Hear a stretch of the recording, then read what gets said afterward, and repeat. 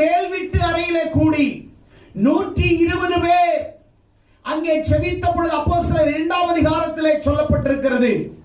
பெந்தெகோஸ்தே நாள் வந்த பொழுது, வாசிங்கள். பெந்தெகோஸ்தே என்னும் நாள் வந்தபோது, பெந்தெகோஸ்தே என்னும் நாள் வந்த பொழுது அவர்கள் எல்லோரும் ஒருமனப்பட்டு ஓரிடத்தில் வந்தார்கள்.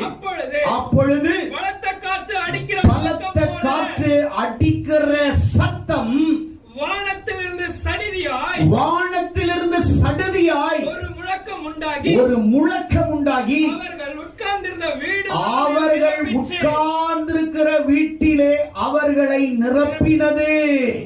120 பேர் ஒரு வீட்டு இடத்துல உட்கார்ந்து ஜெபிக்கிறாங்க. முதல் பரிசுத்த ஆவியானுடைய அசைவை கூடுகிற இடத்திலே, ஆராதிக்கிற இடத்திலே ஜனங்கள் ஆலயத்தில் கூடினார்கள்.